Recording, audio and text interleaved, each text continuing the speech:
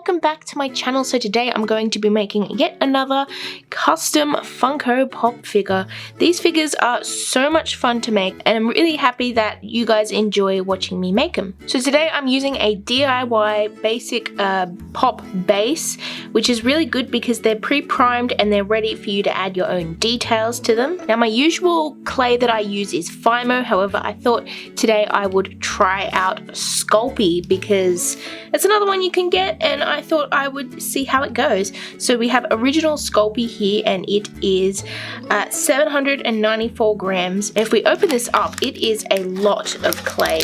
This is like basically more than double than what I usually buy, and it's going to be great because if it is good, I can use a lot of this to make a lot of different stuff. Other than that, I also have some sculpting tools which I got recently. You would have seen these if you watched my polymer clay Cubone skull video. That was a really fun one to do. Here it is actually, still doing pretty well. Very happy with this Cubone skull. Such a very nice little display thing here. So these are the tools that I have and they're pretty great. As well as that, I'm also going to use a bit of rubbing alcohol, which is in a very convenient spray bottle.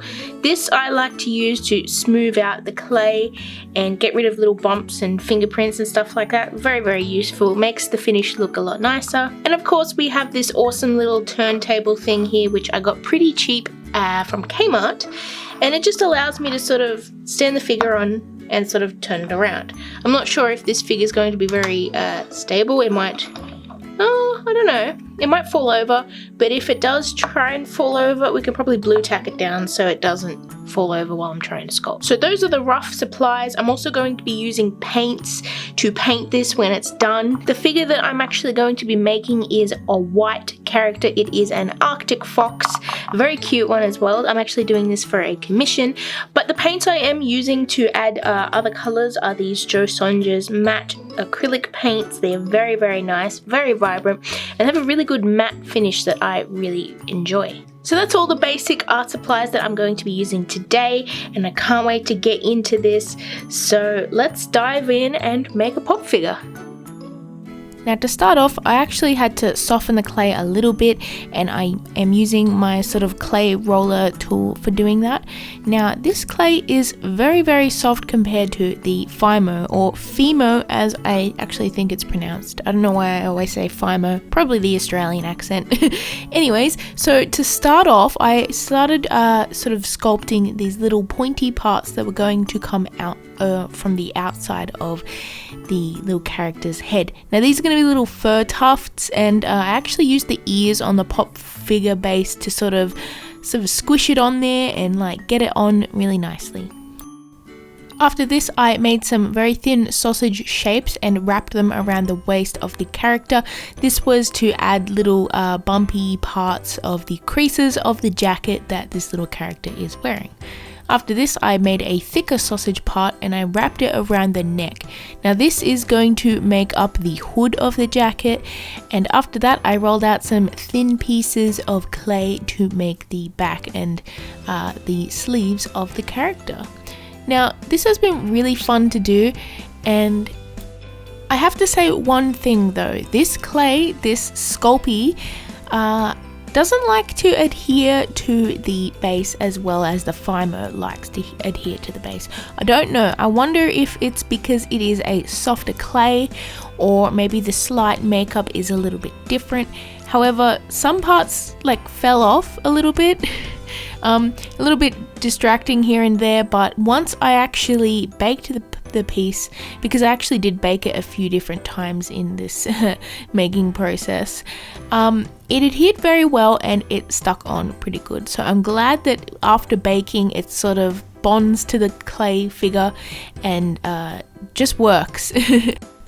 One of the notable times that the clay fell off was one of the ears. Now I actually didn't get this on camera because I didn't record the whole time, because these figures can take like 6 to 12 hours to make, and I really don't want to record that much footage. So I was recording about half the time, so that's why you can sometimes see little jumps in time. So making the ears was pretty straightforward. I just added a bit of clay to my clay roller and used the thickest setting to roll out some clay in a nice thick, even sort of sheet. After this, I cut out some rough triangle shapes to make sure that they were exactly the same, and I placed them onto the figure, pushing down pretty nicely, trying to get it to stick, even though one of them fell off later. After this, I made a much thinner sheet of clay, and I put it on the back of the ears with some of it sort of folding into the ears. This was to add that sort of inside outside sort of part, and yeah, I'm actually pretty happy with the ears and how they turned out. Now making the pants was pretty much the same as making the jacket. I just rolled out some little sausage shapes here and there to add thicknesses to some parts of the legs.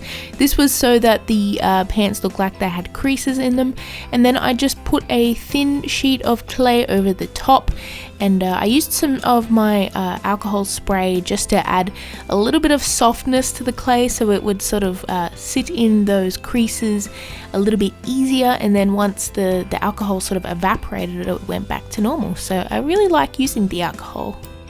Now, one of my favorite little details of this little guy here, as you would have seen, is the little zipper on his jacket. I think it's just so cute. I basically just rolled out another little sausage shape and curled it into a little bit of a loop, and then stuck it on with a little bit more clay, and it looks so much like a zipper. It's so cute. But yeah, after this I went in and I did the sleeves in the exact same way that I did the pants. Now, this character does have paws because it is a little fox character, so I added some little round shapes to the hands, and then after that I put the sleeves over the top of those, and it makes it look like the little character has paws, and I just think it's so cute. Now after making this, I was mostly done with the sculpt.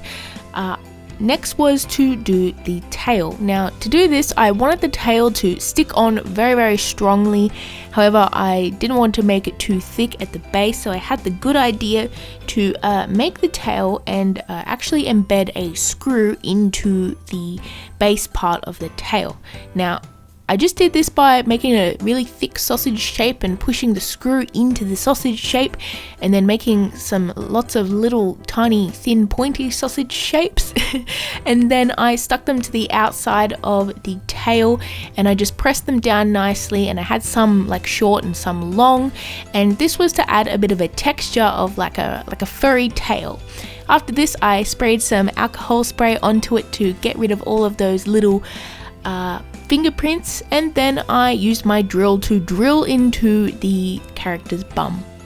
Yep, I drilled into the character's bum, and I added some liquid Fimo into the hole, and this was just to sort of glue the character's tail in. Now after this, I really wanted to sort of add a little bit of a prop to go with the pop figure because I just really had the inspiration to do it. Now, one of the reference photos I had was of this little fox guy, and he was using a snowboard, and he just looks so cute in those goggles and snowboard. So I decided to make those as a little prop to go next to him, and it's so cute. So basically how I did that was I just rolled out a really sort of thick sheet of clay, and then I cut out the snowboard shape, and then I baked that so that it would be stiff. After this, I just added some little balls and lumps to a piece of clay to sort of make a base. For the goggles, I made a goggle shape, and then I filled that shape in with the liquid Fimo, which has a bit of a translucent effect. And then after that, I placed it on top of the base part, and I placed the snowboard into the base part, and then I baked them. So after this, it was finally time to paint the figure, and this is one of my favorite parts. It's probably the most exciting and also the most terrifying part of the creation process, because I'm a little bit sort of, I don't know, I'm a little rough here and there, and like sometimes I'm a bit heavy-handed, so it's hard for me to get really tiny details. However, I went out to my local store and I bought these really tiny, as you can see, detailer paint brushes, and they were so much help. These paintbrushes are so tiny, but they allowed me to get like really small details, and yeah, it helped a lot. So I gave the white parts of this figure a few different coats of white to try and get it to all look nice and homogeneous. And then after this I went in with the jacket color, which was a mix of a few different blues, and I painted on that. Now I did use a thicker brush here and there to get the sort of larger areas, but parts where it was closer to other details that were different colors, I used the teeny tiny brushes, and I have to say they're very fun to use. I definitely love the sort of angled brush here, the one with like it's sort of bent on the end. It's really convenient to get in like tight spaces here and there, and places that would just be a little bit more awkward with a normal paintbrush. That was very convenient to use. Now I have to say, this figure was so much fun to make. I love making these so much, and I'm really happy that I'm getting commissions for these because it just makes me happy making other people's characters into figures. So here is the final result, and I'm so happy with it. I love the tiny details, and I'm so happy that my client loves it as well. So anyways, if you want to get a pop figure, a custom one for yourself, definitely email me at scribblefixdesigns@gmail.com, and please hit like and subscribe if you enjoyed this video. I do have other pop figure videos. I don't just draw, I do other sculpting stuff as well. So yeah, thank you guys so much for watching. I hope you enjoyed, and I'll see you in my next video. Bye everyone.